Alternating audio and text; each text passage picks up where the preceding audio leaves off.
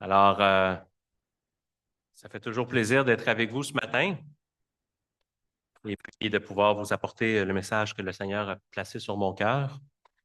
Et puis, je dois vous confesser quelque chose. Souvent, mes messages sont le fruit de discussions que j'ai avec mon épouse. Magna aime beaucoup qu'on parle ensemble et elle aime beaucoup quand je lui enseigne des choses. Ben, enfin, elle dit comme ça que je lui enseigne des choses, mais moi, je pense qu'on fait juste échanger. Mais souvent, ces questions sont très pertinentes et ça me pousse à réfléchir, réfléchir, réfléchir et à mieux comprendre les Écritures parce que je dois vraiment me dire, oui, mais c'est pas évident. C'est pas évident. Alors, je réfléchis. Puis, ce message de ce matin est le fruit d'une discussion que nous avons eue. Et, c'était intéressant parce que elle me questionnait sur quelque chose et le texte en question que je lui ai partagé, c'était un texte où moi-même, je vivais un certain inconfort parce que je trouvais que la façon dont les gens le comprennent aujourd'hui euh, n'est pas nécessairement exacte. Ça ne correspond pas nécessairement à la réalité que les gens vivent. Et vous allez comprendre ce que je veux dire. Donc, le texte en question, c'est celui-ci. Recherchez plutôt le royaume de Dieu et tout cela vous sera donné en plus. Vous connaissez ce texte? Un texte très populaire. Et ce que l'on retient souvent de ce texte, c'est et tout cela vous sera donné en plus. Parce qu'on vit des inquiétudes et quand on se fait dire que tout le reste, hein, le vêtir, la nourriture, ça va nous être donné en plus, ça nous réconforte. Et du réconfort, vous êtes d'accord avec moi, on en a besoin. On entre vraiment dans une période économique très incertaine. Et vous savez à cause de qui? Je n'ai pas besoin de mentionner son nom. Euh, on entre dans une ère de précarité, c'est-à-dire qu'il y a beaucoup d'incertitudes par rapport à nos besoins essentiels. Il y a des gens qui perdent leur emploi, il y a des gens qui se font congédier aux États-Unis, dans le gouvernement, entre autres, mais aussi dans les compagnies privées. Et ça va nous arriver aussi à nous aussi à cause des tarifs, s'ils sont imposés, comme Trump le dit. Eh bien, il y a des gens qui vont perdre leur emploi. Et juste le fait de penser à ces choses-là nous rend inquiets. Et moi, je le vois dans ma propre vie, je suis inquiet de ce qui se passe dans le monde actuellement. Et c'est pas réconfortant. Et il y a aussi des menaces de coupure, même à la fonction publique, autant pour ma femme que pour moi. On en entend parler, ça vient, on veut réduire des budgets. Donc, l'inquiétude est présente. Et spécifiquement dans les moments présents, on le vit de manière plus intense, je dirais, à cause de ce qui se passe au sud de notre frontière. Souvent, on a tendance à lire ce texte et à se dire qu'un chrétien ne peut pas être pauvre. C'est vrai, hein? Parce qu'on recherchez d'abord le royaume de Dieu et toutes ces choses vous seront données en plus. Alors les gens se disent, je suis chrétien, je cherche le royaume de Dieu, donc il y a une promesse. Toutes choses vont m'être données en plus.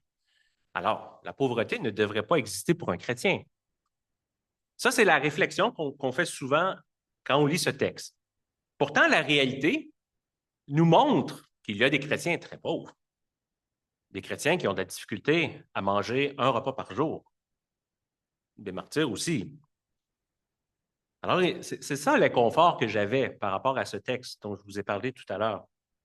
On comprend le texte des fois d'une façon. On dit, ah, il y a une promesse de Dieu ici qui nous dit que la pauvreté, ça n'existe pas pour un chrétien. Il semble que le texte dise cela. Et la réalité qui nous montre que ce n'est pas vrai. Et là, on se pose des questions.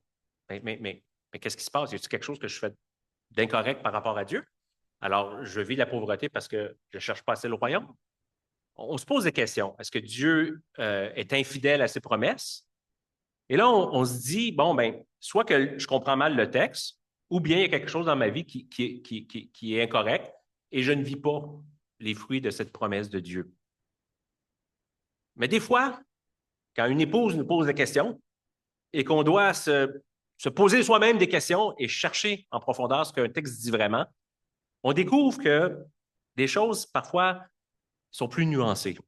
Il faut les comprendre dans le contexte, dans l'esprit d'enseignement global, total de Jésus. Qu'est-ce qu'il enseignait sur le royaume? Et c'est ce qu'on va faire ce matin.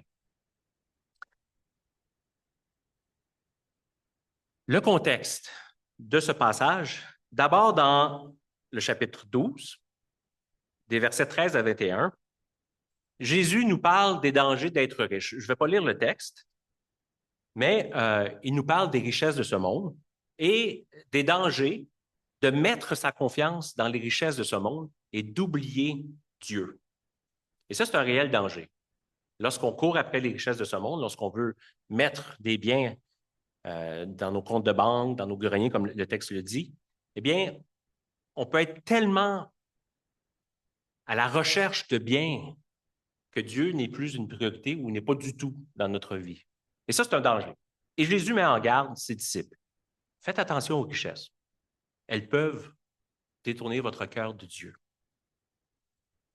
Et là, il enchaîne immédiatement sur le texte que nous allons voir et son contexte. Et nous allons le lire ensemble.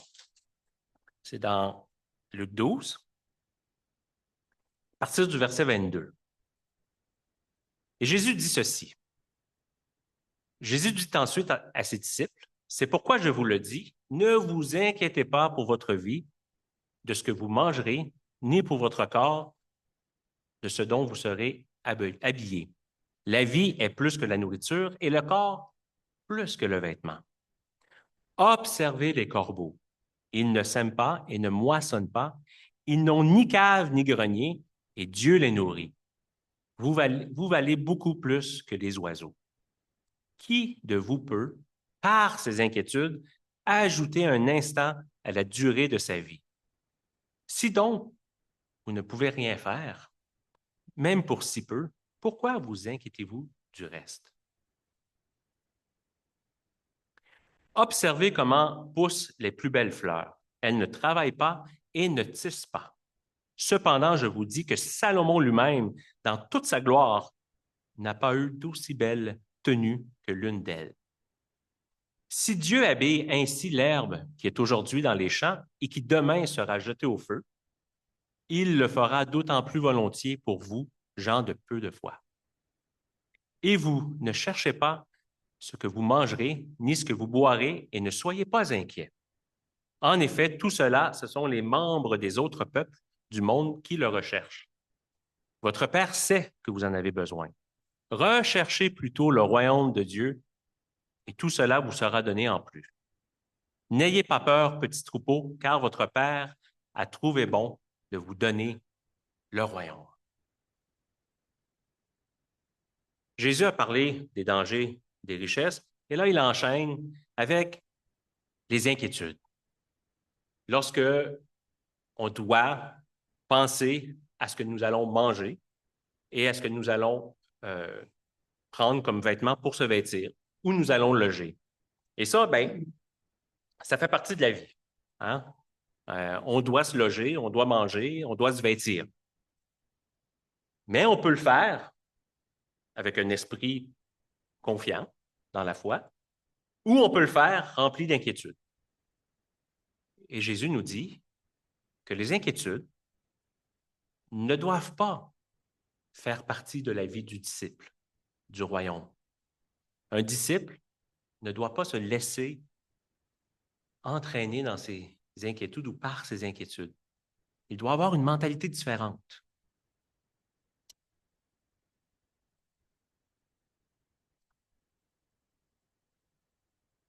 Jésus veut que nous adoptions, que nous cultivions une bonne attitude par rapport aux richesses, aux biens de ce monde.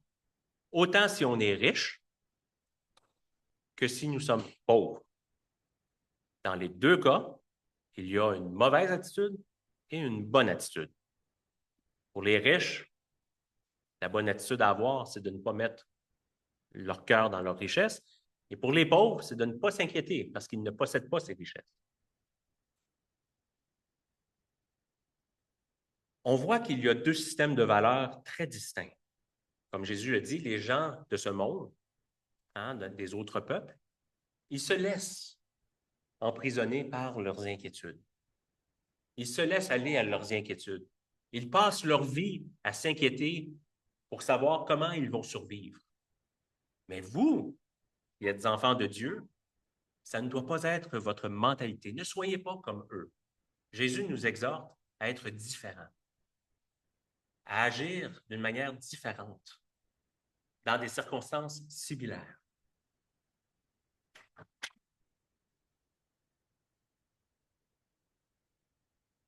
Mais pourquoi le chrétien, comme nous le disions tantôt, vit dans la pauvreté? Pourquoi des chrétiens sont-ils pauvres? Où est tombé? Il me semblait qu'il avait l'air du... il était drôlement placé. Oui, c'est ça. Voilà. J'ai juste regardé Guy, puis tout s'est réglé. Alors, pourquoi le chrétien est pauvre? Si Dieu promet qu'il va nous donner tout en plus, est-ce qu'on ne vaut pas plus que les oiseaux, que les fleurs? Bien, certainement. Jésus le dit. On vaut plus qu'eux et Dieu leur donne tout ce dont ils ont besoin. Est-ce que Dieu aurait renoncé à sa promesse? Est-ce que Dieu, ici en Jésus, a vraiment fait une promesse de nous donner tout ce dont nous avons besoin lorsque nous en avons besoin? Je vous pose une question. Est-ce que Dieu, ici, fait une promesse ou non? Oui, il fait une promesse, mais pourquoi? On ne la vit pas pleinement, tout le temps. Pourquoi moi je crève de faim? Ça m'est arrivé dans ma vie là, de manquer de nourriture. Là. Pourquoi je vois des chrétiens dans certains pays qui sont extrêmement pauvres? Pourquoi même dans notre propre pays, on va nourrir des chrétiens, des familles chrétiennes qui n'ont rien à manger? Est-ce que Dieu a oublié sa promesse? Et la question est critique, parce que si on comprend bien la question et qu'on dit, oui, Dieu a oublié sa promesse, mais là, on ne comprend plus ce que Jésus est en train de nous dire. Mais si Dieu n'a pas oublié sa promesse, mais pourquoi je ne le vis pas pleinement? Peut-être que ici, Jésus, oui, fait une promesse, mais il faut bien la comprendre. Puis il faut savoir la comprendre dans le monde pécheur dans lequel nous vivons, dans un contexte d'attente. Nous vivons ici en attente de là-haut. Nous sommes dans le ici, mais dans le pas encore. Il faut le comprendre, il faut comprendre cette promesse dans ce contexte. Sinon, on comprend tout croche, puis on se pose des questions inutiles.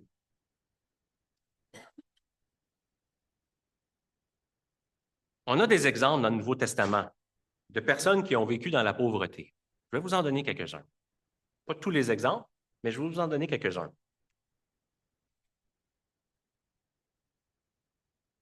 À Jérusalem, les chrétiens vivaient des moments difficiles.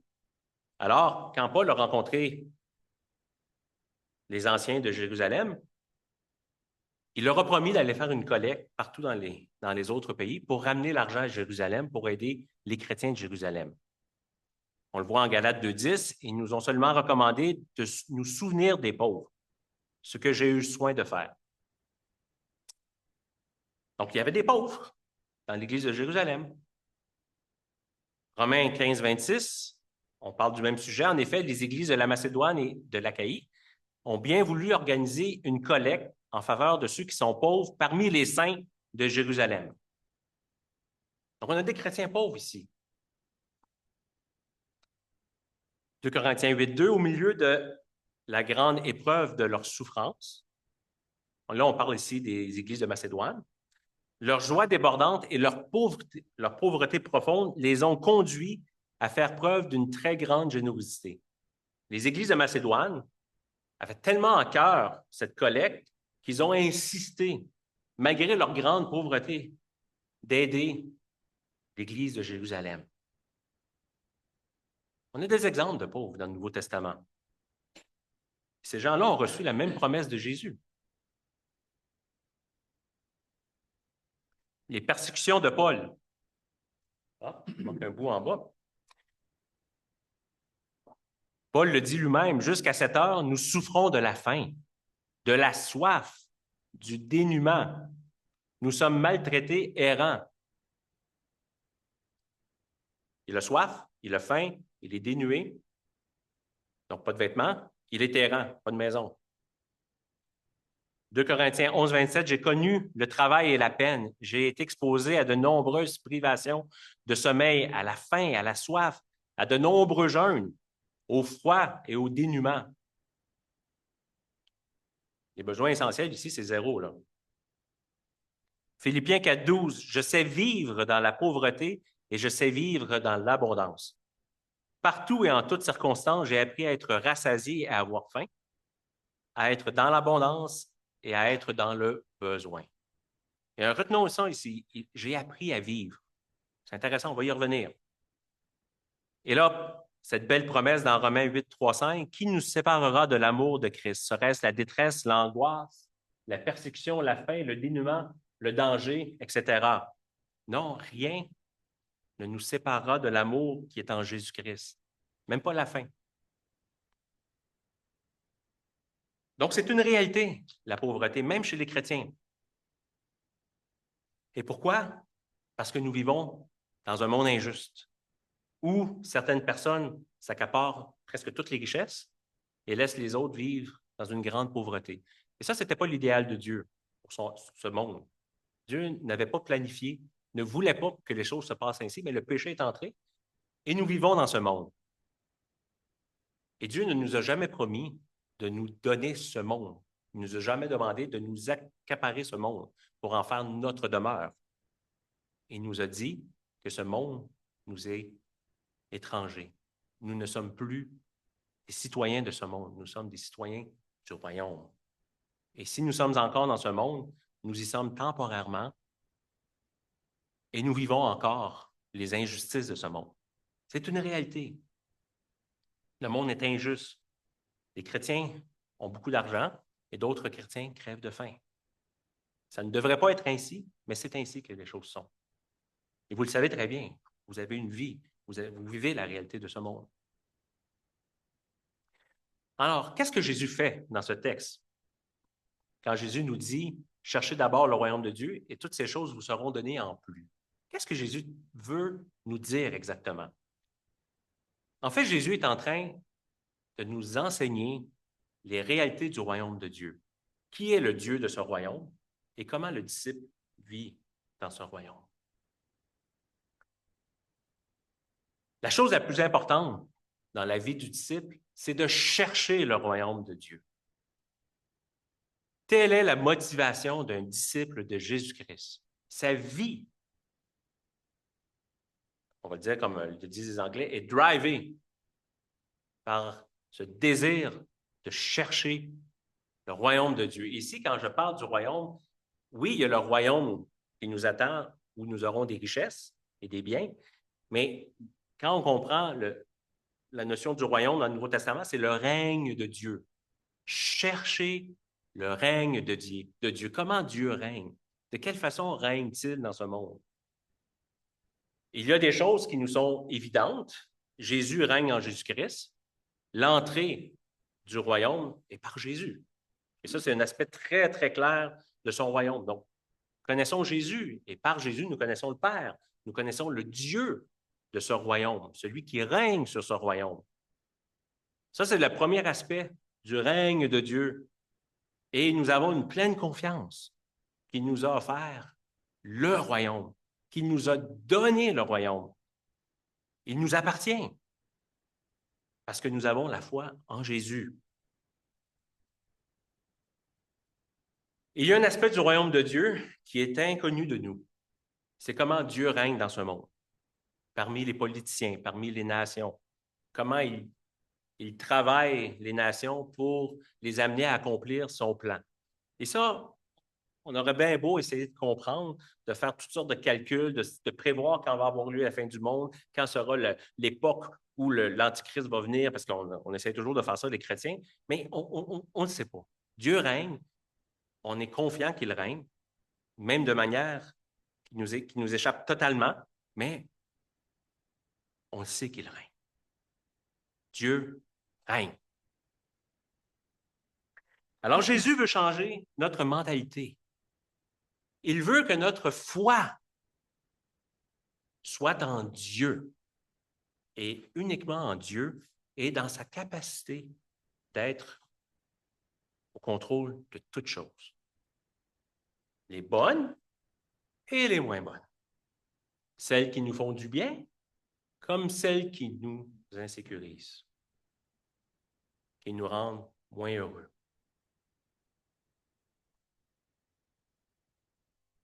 Le seul remède aux inquiétudes, c'est le royaume de Dieu. C'est de chercher le royaume de Dieu. C'est de changer de mentalité.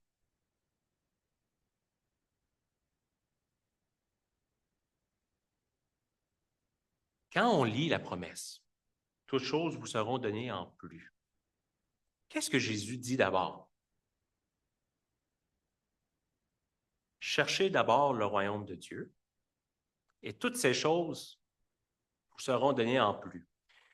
D'une manière étrange, que je n'arrive pas à m'expliquer, nous, on retient toutes choses vous seront données en plus. Et quand on se lit ce passage, ah, Seigneur, tu vas prendre soin de moi. Ah, Seigneur, tu vas t'occuper de mes besoins. J'ai faim, tu vas me nourrir. Seigneur, j'ai besoin d'un logement, tu vas me donner un logement. Et on oublie totalement que l'important du texte, que l'enseignement prioritaire de Jésus ici, c'est pas le en plus, c'est le chercher le royaume de Dieu. C'est ça que Jésus est en train de nous dire. Il dit, l'important dans votre vie, c'est pas d'être comme des diables dans l'eau bénite qui font tout ce qu'ils peuvent pour pas manquer de rien.